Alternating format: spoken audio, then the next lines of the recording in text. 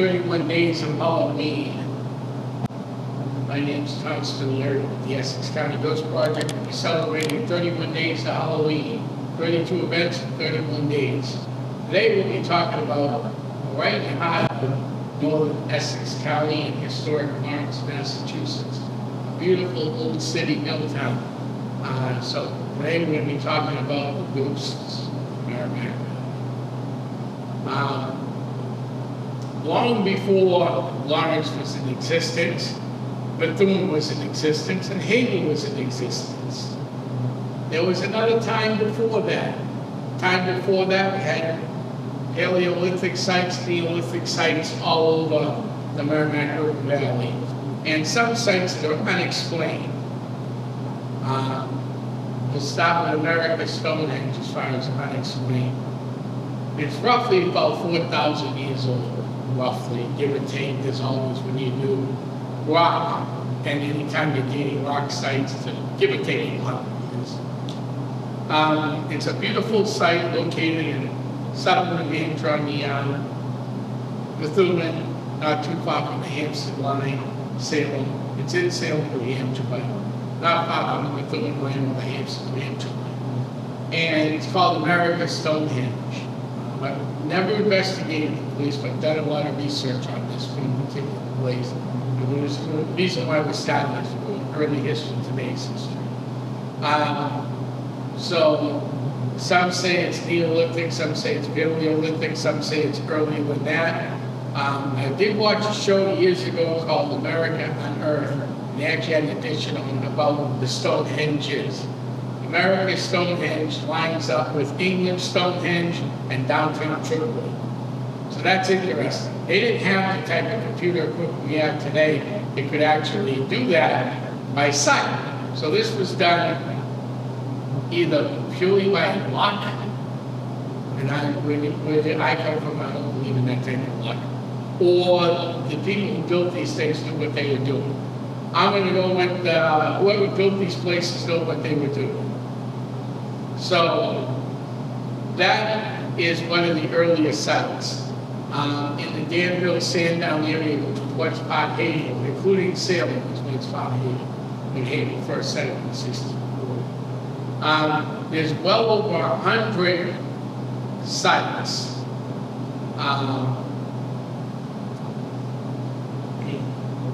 Stone site structures, one being the Danville Beehive. That's the only one I'm going to talk about. The Danville Beehive, when we did investigate it, we found iron in the soil.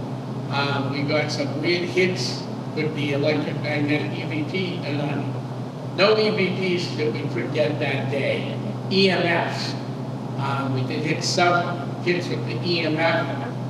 Some of the stones closer to the base were a little warmer than above, and this was about 9:30 in the morning when we went to that location. So that's another one of those oddity locations that sometimes you can find, sometimes you can't. Again, these are all early sites. There are sites in the Merrimack River Valley that I can't talk about that are haunted from the Native American era, due to the French Indian War. Actually, there's one in Dustin Garrison outside some activity in Haven from the French Indian War. There are plenty of private ones that have been investigated that I can't talk about, that actually from that same era, French Indian War, have paranormal activity too. So that's, just some of that stuff there. As we move further on, talk about the Tenney Gatehouse in Methuen. It was actually on the Whittier, it was originally owned by the Whittier family, later bought by the Tenneys. And turned into their Gatehouse, G-A-T-E, Gatehouse, for their castle. It's down in ruins up on the hill, built by Charles H. Tenney. In there are children's spirits, light anomalies. People have seen, they believe Mr. Tenney actually walking into the building. Some of the neighbors have said that through the years. Light anomalies. There's been light anomalies in the tower structure. That is co-owned by the city of Methuen, the Methuen Historical Society, and DCI. So that's one of the more interesting sites. They don't allow paranormal investigations anymore. I just want to make sure you guys know that. Things may change down the road, but as of right now, they don't. But you can see these if you Google Tenney, Gatehouse, Methuen, you'll find a lot of paranormal stuff. You can read very in-depth by done by multiple teams, including Essex County Ghost Project. One night I was in there with another team, and the leader of the team that I was on went to the men's room. He's washing his hands after using the restroom, and a guy is standing next to him with a top hat. There's nobody in there. It's an installed restroom. We locked the door. So that was quite interesting to see, because it's a small building, so you don't really need. I think they got 200 building, but it's on one stall. You lock it below. You're all set. But yeah, there was a guy standing next to him with a top hat. Looked like Mr. Tenney or whatever. So that's a very interesting site. Just to go visit as a historical site too.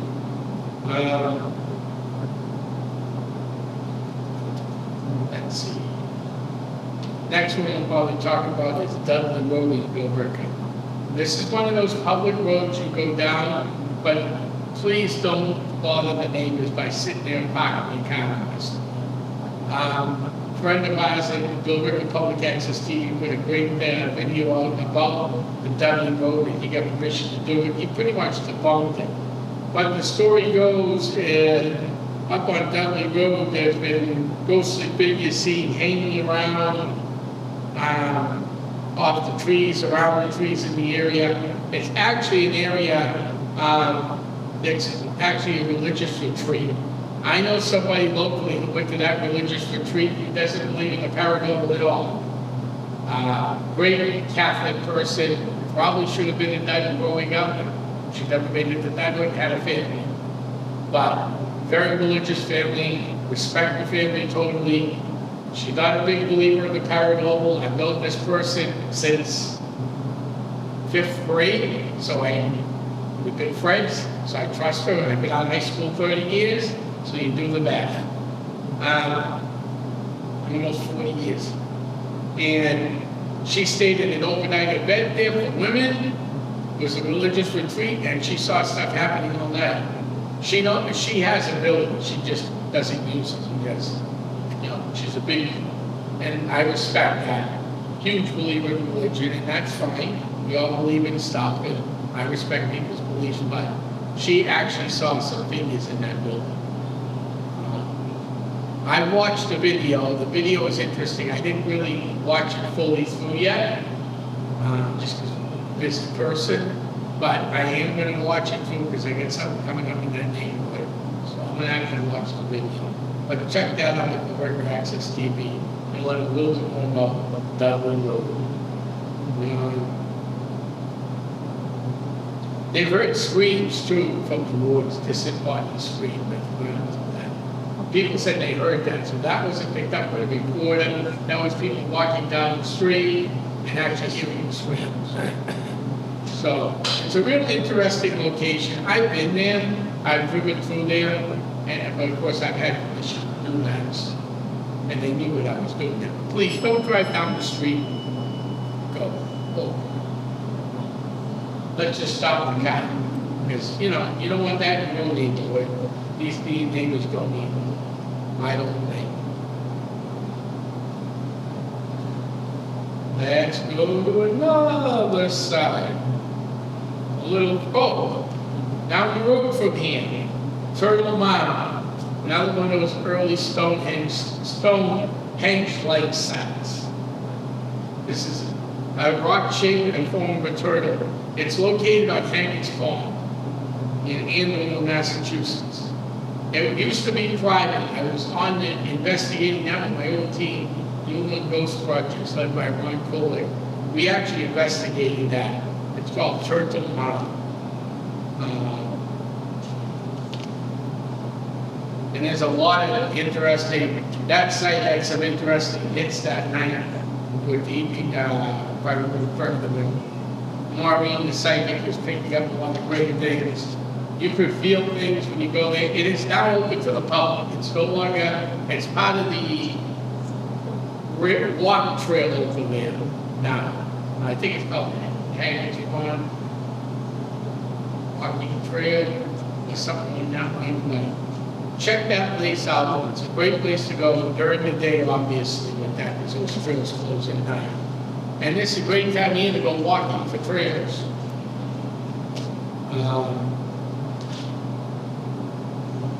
Because you get the leaves turning. So we all want to see the leaves turn. If you like the outdoors and you want to explore and you love the paranormal, there's a 47.5-acre park called BZ Park in Groveland, Massachusetts. It's right over the bridge out of Haven. So it's not like you're going to go far and go. It's a little ways up, but not that bad. We actually did a Tom Spitalere show from there. It's 47.5 acres. It's a glacial drumlin and standing river rock to the left formed from the Ice Age. So some of those forks go back to the Ice Age. Johnson Pond, which is an 80 acres, 75 feet from the river. Native American fishing grounds. Picked up some Native American spirits over there. Some people have picked up off the tops of Nuns Hill. They picked some stuff that's the name of the hill, Nuns Hill. Where the cottages, there was activity in the kitchen and in the small dining room too. The basement of the kitchen.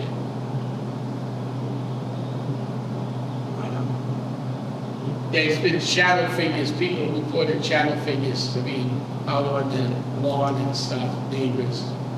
And BZ Park opened, later on in the 50s. The land was purchased by the Little Missionary Sisters, and they lived there forever.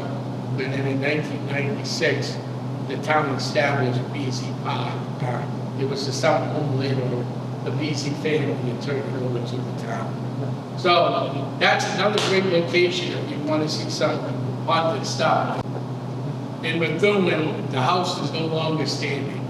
But if you're up on the Haven-Methuen line, it was the old Martin tree farm. Anybody listening remembers that? That came down maybe about 10 years ago. So my lifetime. Francis Martin's family visited, was visited by the similar. So what happened was, they were sitting down watching TV. Let me just get the dates accurate here, because it's a very cool story. It's almost something you can put in the movie The Conjurings. That's how good this was.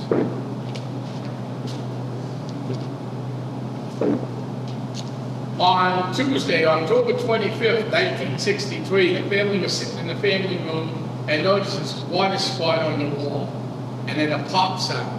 The water spout blew through the wall as if a water pipe broke. That can happen. Old farmhouse, old house, water pipes break all the time. And then all of a sudden, for the next 2 hours, water started spilling out all over the place. In different parts of the house, through the furniture, through everything. The fire department was called in, the police department was called in. They checked the roof for leaks. They brought in contractors, they couldn't find anything.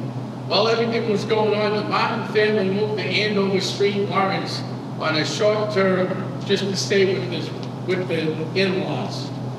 And the water spout started breaking loose on the house on Andover Street here in Lawrence. And it went on for a couple of days. The media grabbed wind of this thing, and growing up in Methuen, every Halloween, the Tribune, the local paper, the Tribune, would put out haunted sites, and this site was always in the Tribune. So the Tribune went, they checked everything, the roof were checked, plumbing inspector, license inspectors, the state came in, and they found nothing. Nothing at all. And that's when they moved over to the in-laws' house. and the water spouts continued there. And then all of a sudden, it stopped. A day later, by October 20, 2 days later, October 28th, Mr. Martin moved back to the house and said there were no more water spouts, no more nothing. No one knows what happened with that poltergeist activity. That's what that is called, poltergeist activity. The Martin family continued to live in that farm pretty much right until they sold it off to the developer that now developed the land. And it's 55 minutes of the housing now. But that's one of the more interesting, the poltergeist of water. It's in a couple different books, and one of the titles of the books is called Water Everywhere. So that's another interesting site. So that was October 25th that happened, and within a day or so, the Martin family said it was over. So I find that really interesting. Now, everybody knows the stories of the witches, Salem, Massachusetts. Well, yes, it happened in Salem, it happened in Methuen, and it happened in April. And it happened in North Andover, which was Andover at the time back. What is present-day North Andover has more convicted witches than any other city and town in Essex County, where they live. But out on the Boxwood line area, at 474 Ipswich Road in Boxford, is called Witch Hollow Farm. The colonial farmhouse, which was owned by Mary Tyler, confessed her witchcraft and was spared the hanging. But the ghostly figures of her farmhouse are still known today on Witch Hollow. People have seen shadow figures, apparitions in the yard, and many other things that are going on. I don't know anybody that's actually formally investigated that house. That's just one that shows up in a lot of the local books. I don't think they allow investigators today, because I know teams have been around longer than Essex County. It's been around for 20 years. And no one I know has ever actually investigated that place. They continue to see the ghost of Mary Pinkham, who was the grandson of Lydia Pinkham. So that's who they're really seeing. And it was the Pinkham that actually first developed medicines in Salem, Massachusetts. So it's really interesting. If you can ever get out there, I would strongly suggest driving by. Again, when you drive by, don't drive by walking. Just drive by, check it out, and keep moving so people can enjoy it. And, you know, it's any house you go to that's haunted that you can't get into. Just drive by, take a look at it, and keep moving along.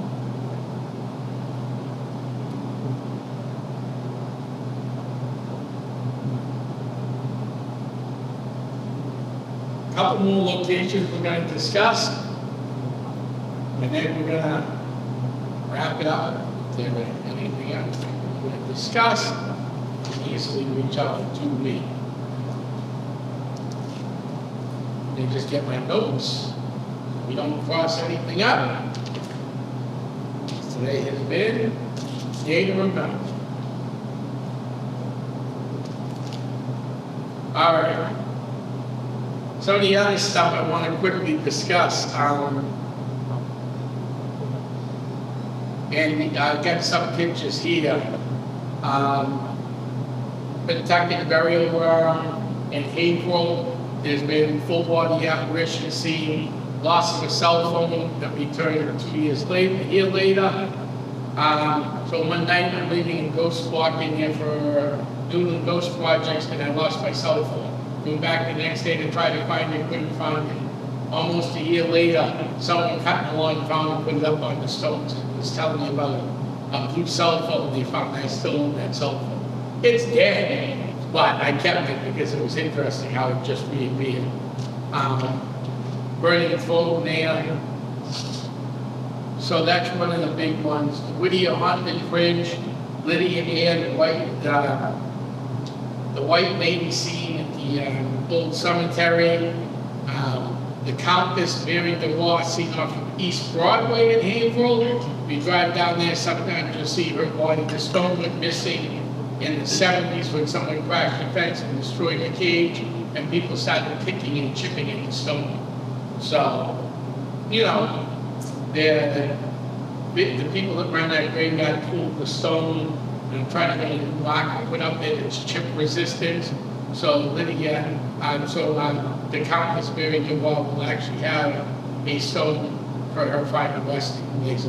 She married a French count but never went to France. He came over, exiled in the Rocks village in Haverhill, married her, and eventually went back to his wife in France. And she stayed. And her house is still there standing today in Rocks village. And supposedly that place is haunted again. We've never actually been there, the house itself, but you read all the stories.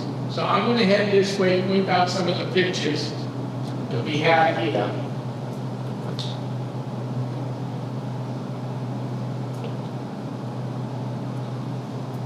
All right, so this is Walnut Grove Cemetery down here. That's in what Haverhill's called the Kenosha Triangle, and that's a talk for another day.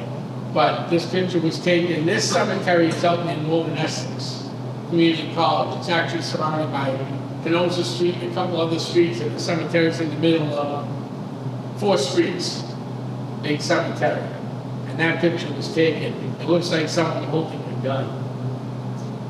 This was taken in the second West Parish burial ground. That's the original photograph with a 35mm camera, not digital. Difference. You can kind of see the dog face here, and this is blown up. We're doing an energy. This is Hilldale Cemetery. We got a big group of people doing an energy circle, and we can see all the lion bones and orbs. This is different shots that were taken at different times. Hilldale's located in Haverhill, Massachusetts, in 1859 burial ground. Paranormal events developing there at all times in that cemetery. And so if you would be interested, you just reach out to the Essex County Ghost Project. They'll get you in.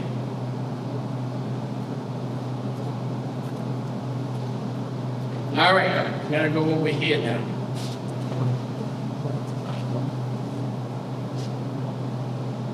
I'm gonna go right in a minute, make it easier. So down here, we have the Jewish cemetery, 1843. So this picture was taken, and I had it scrutinized and re-scrutinized, and about 8 years ago for a Halloween edition, they put this out there.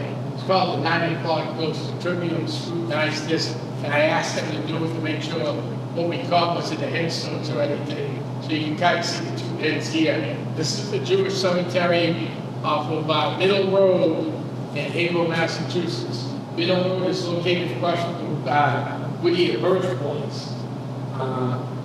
Bill here that cites the paranormal. John Greenleaf Whittier was one of the earliest writers in the paranormal and biblical folklore. He wrote about the Whittier's Haunted Bridge, Suicide Point, which is off the Middle Road, just the other side of the Jewish cemetery. He wrote about the 2-headed snake in West Newbury, and he wrote many other things, including the Gloucester Lights, which is the ghost light seen in Gloucester Harbor still today. So some of the Winnicott Castle, located in Haverhill, city-owned, closed right now, but many years ago we did a Gazette Santa Claus fundraiser there, and some people caught some shadow figures in there. It's well known to be haunted, but no full investigation going on, but people go into the place on the face, and it's very weird things.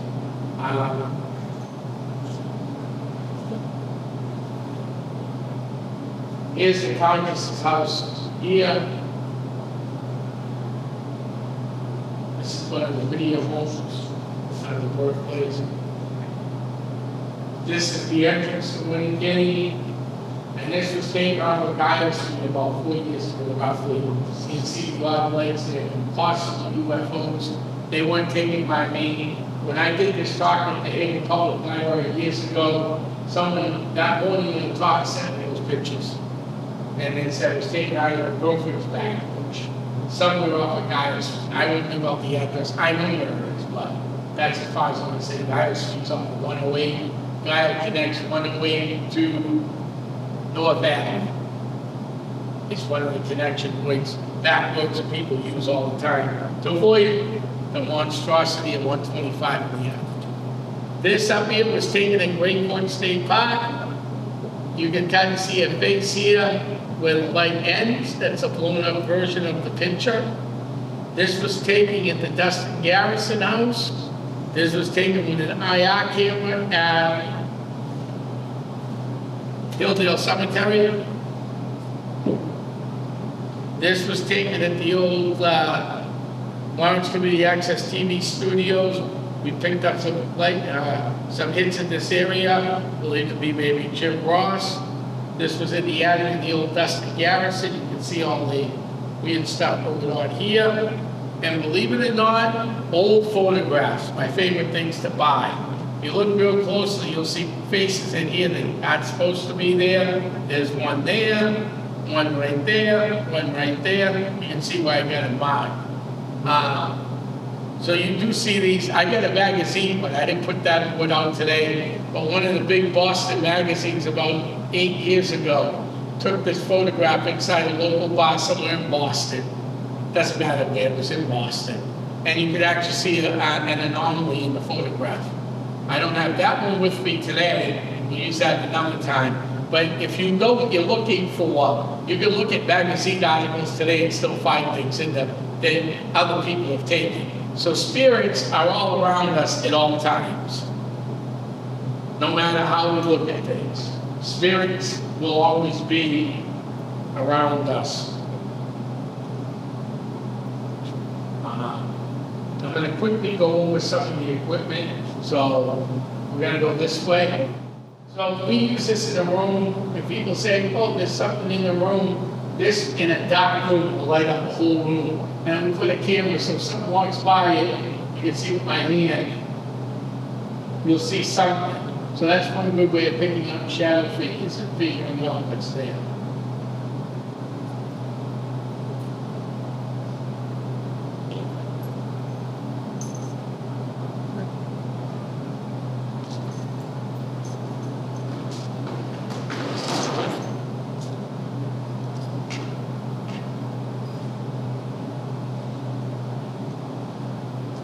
Clear thermal imaging, that works the same way. If we were scanning a room, you're not going to see anything. Then all of a sudden something pops up. You can see my hand here popping up. And that way, you know, you got something that's pretty cool when you actually see a human being on these things. As you can see, I'm pointing him right at you, so you can actually come up close later on and show you guys.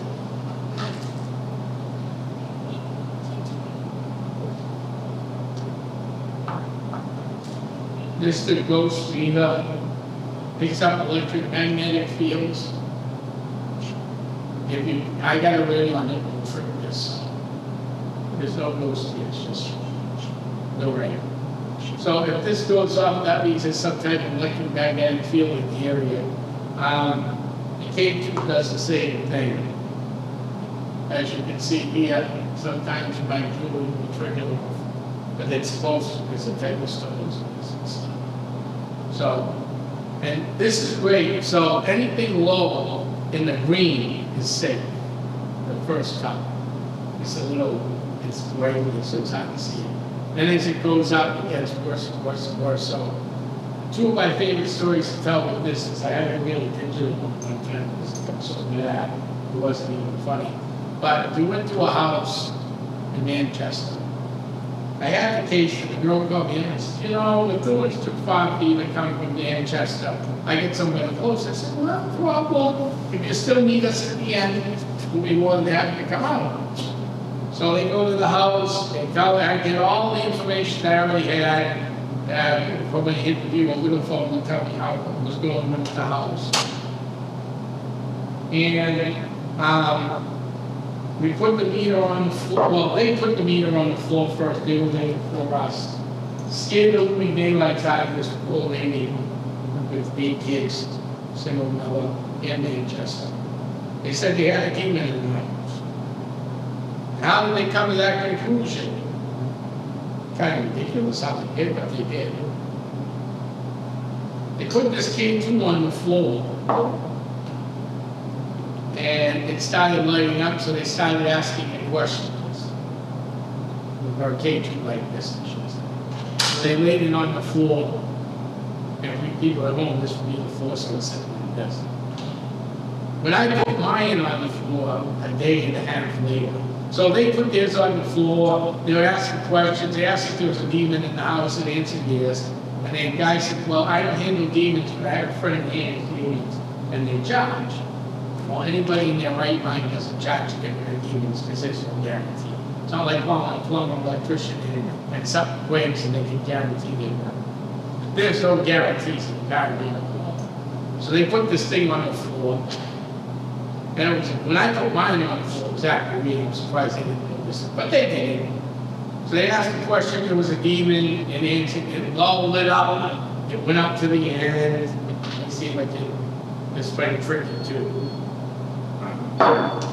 And I'll explain what this is in a minute. So it was like tricky.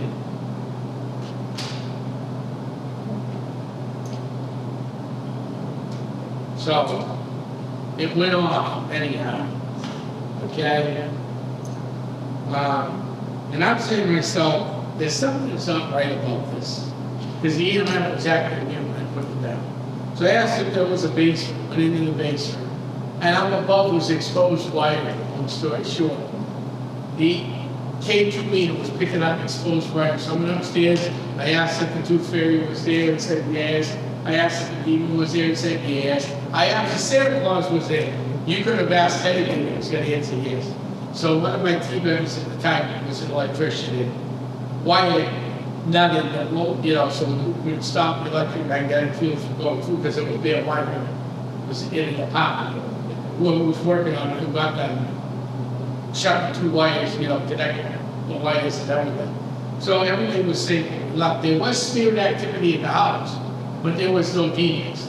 What this thing was picking up was the electromagnetic fields from wiring below the floor. So the basement ceiling had an exposed light wire, and this was right over it, so that's what it was picking up. And that's why everything without light.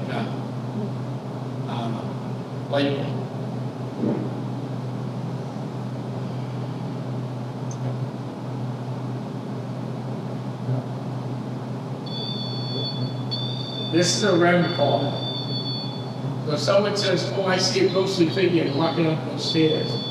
We'll put this REM call on the stairs, set up a camera to it, and watch to see. If we're in the other room, we hear this, as you can see, I'm setting it off. Then you run over and hopefully the video camera comes to evidence. But other than that, I want to thank everybody who tuned in today and thank Orange Community Access TV for this event today. Thank you all for coming. If you have any questions, I'll take them. If not, thank you all. We got an event coming up. We got a live TV show coming up at the end of the month. So keep an eye out on our YouTube page and our locations for that called Merrimack Valley. That'll be October 31st. We got a couple of Hillsdale events coming up the end of October. Check out Essex County Ghost Project's Facebook page for more information. Thank you very much. Have a good day, everybody.